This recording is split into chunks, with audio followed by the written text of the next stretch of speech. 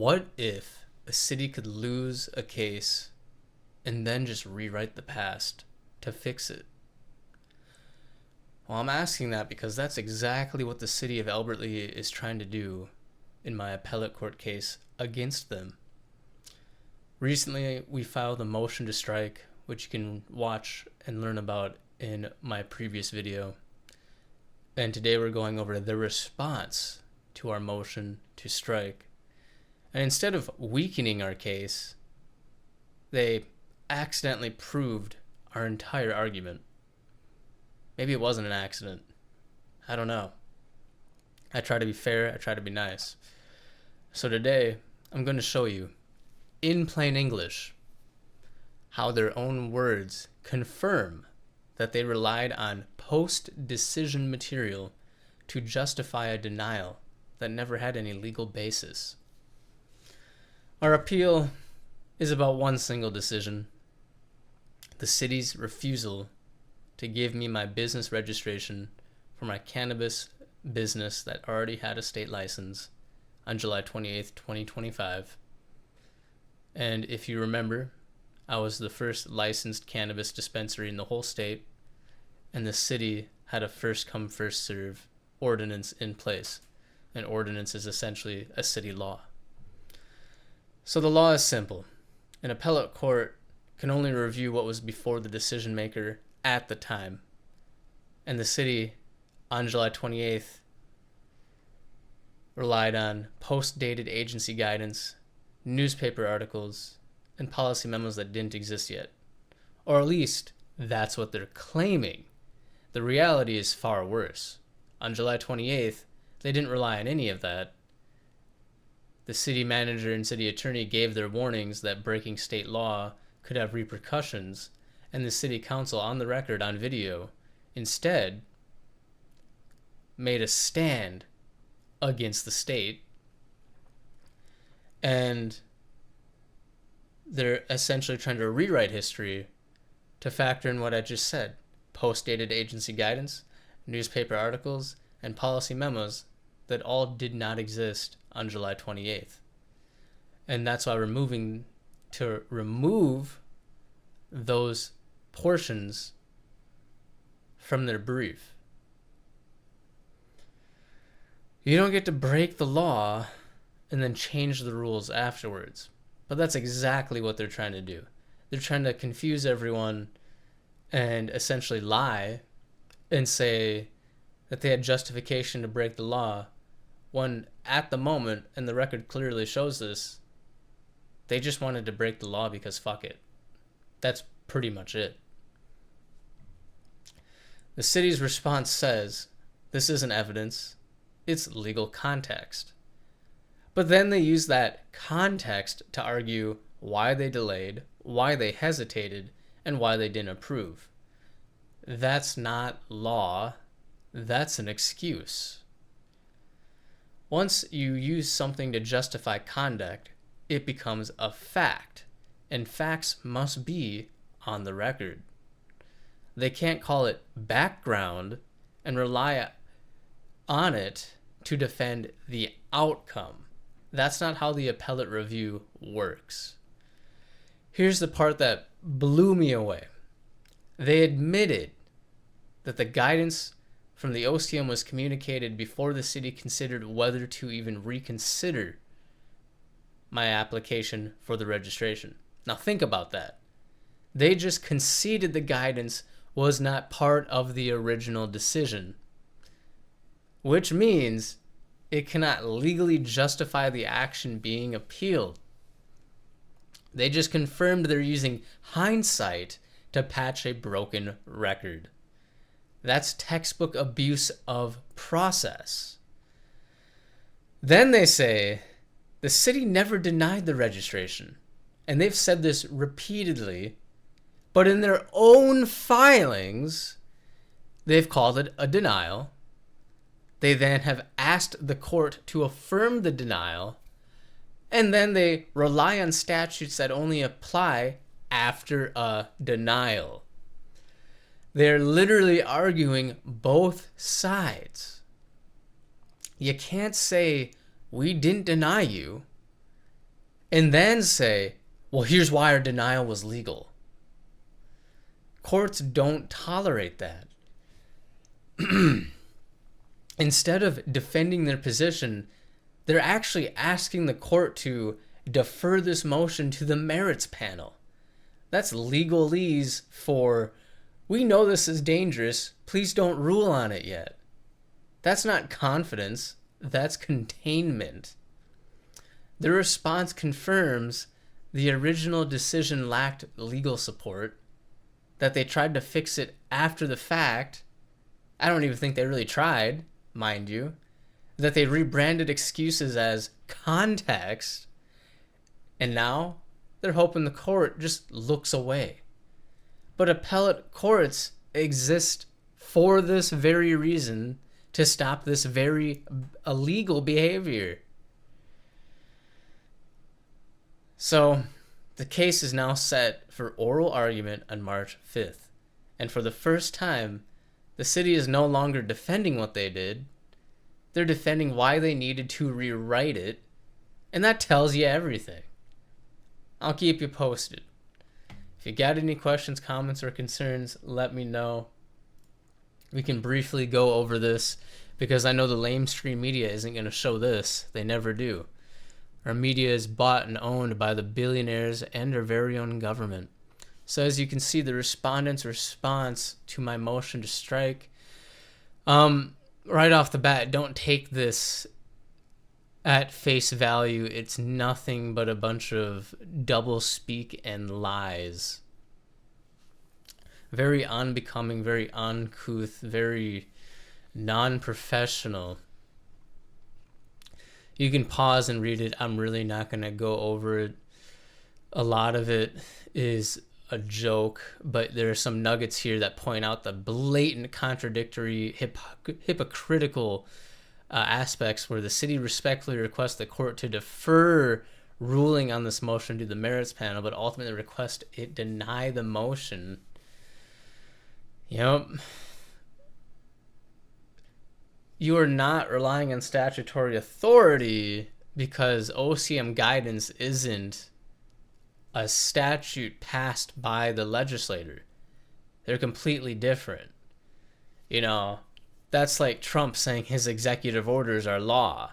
They're not. They haven't been voted on and passed by Congress. That's not how the rule of law works in this nation, in our state, and in our city. So the whole thing is just, it's not worth my time reading. In fact, I've never been so disappointed in the behavior of people that should be leaders.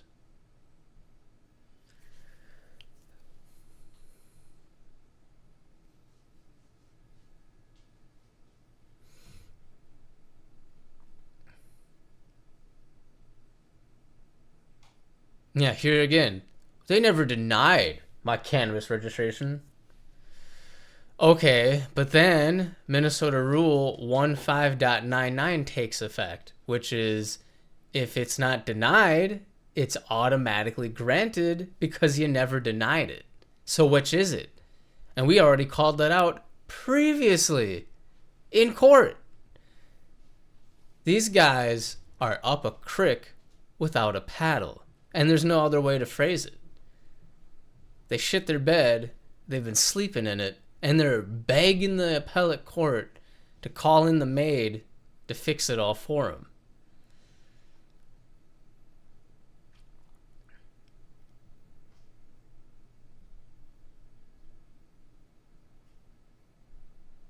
Oh, cannabis is a drug. They need to oversee it.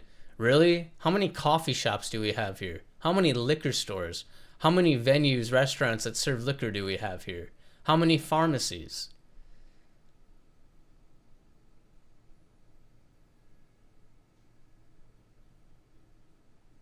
And they go on other rants here, even in the little footer notes. It's such a joke. You can't bring opinions into a courtroom that deals with facts. And that's exactly one of the things we called out here. And you'll see in the next video where we've already responded to this very eloquently. But the big thing that's really striking to me here is that this response does not seem to have been made in good faith. Yeah, a published document is not the same as law. But the funny thing is, right here on August 8th, they were aware of this, which means they should have definitely known that what they did a week prior, on the 28th of July, was blatantly illegal. And then for them to basically reaffirm that on August 11th is a nail in the coffin. And they're begging the court here to take notice of legal materials outside of the scope of what they're normally supposed to take notice of in an appellate case, which is purely the administrative record and the things that came before this quasi-judicial body on July 28th. The thing is this wasn't before July 28th. Again, and that's one of the biggest issues we have here, is they're relying on stuff that was either well before the denial of my registration or well after, even if it's a week, to justify it. This wasn't brought up officially in the capacity of a city council meeting by any voting member of the city council, meaning it is entirely irrelevant. And bringing it up after the fact and begging for them to take notice of it is a really weird strategy. It's a bold move. Again, they're going on rants about the OCM. Excuse me, where does the OCM really come in here? I'm the one suing the city of Albert Lea. The OCM doesn't factor in. And my lawsuit is based off of two main things: the Minnesota statutes, not the OCM, and the city ordinances, not the OCM. So for them to keep going on these weird tangents about the OCM, very nonsensical. Limited contextual background in section C and E permissible, blah, blah, blah. I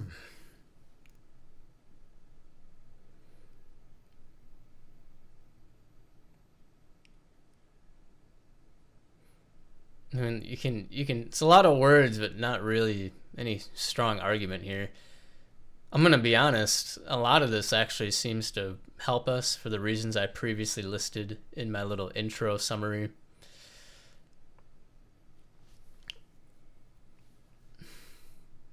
If I didn't know any better, it almost felt like they filed 11 pages here just to run up my legal bill.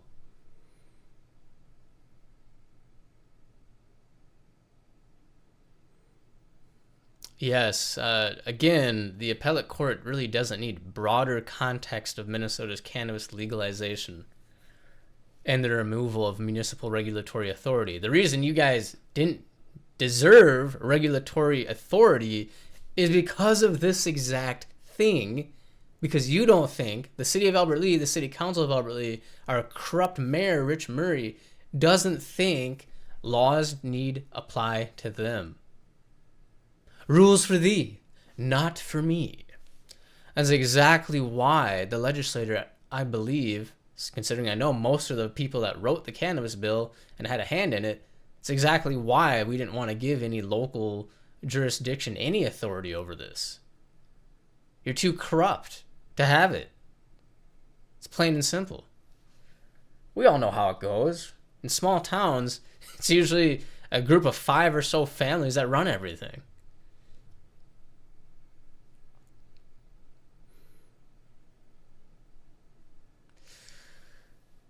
Yeah, and this case was significantly different than mine.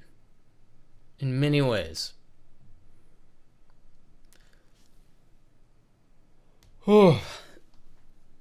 Again, I apologize. You don't get to enjoy my luscious voice reading everything to you today.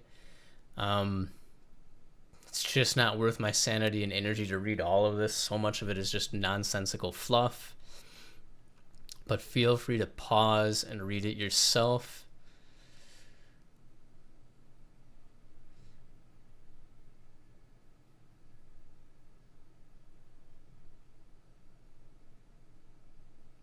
Yeah, arguments without merit.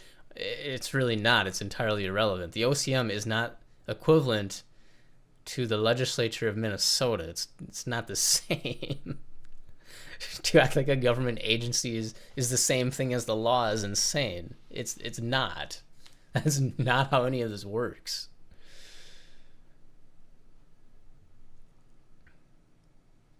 And here's the big nail in the coffin is,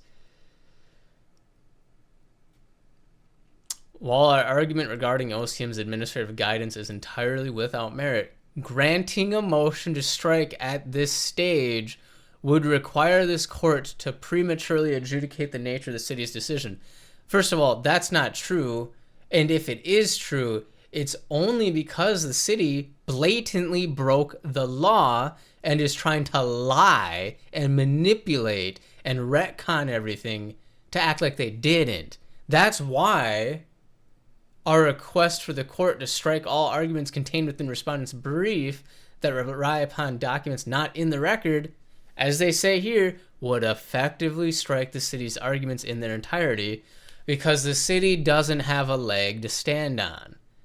Who would have thought breaking the law, blatantly, proudly breaking the law, as the video and the record shows on July 28th, would leave you without any defense? Who could have foreseen that? And now the city has the audacity to complain that they can't just break the law. Citizens should be rioting in the streets about this. This is insane. This is nothing short of insanity. They're mad because we're motioning to strike anything in the record that they filed that isn't relevant to the case. And lo and behold, virtually all of what they filed is irrelevant because none of it was brought up at the time of my denial. Because what they did bring up was their blatant opposition and acknowledgement to refuse to obey the law on July 28th, after the city attorney warned them, after the city manager warned them. So you got warned by two people in positions of power to guide the city council to not do a certain thing that would break the law, and the city council blatantly broke the law, acted in a criminal fashion. And now they're complaining that they just can't defend it. That's basically it.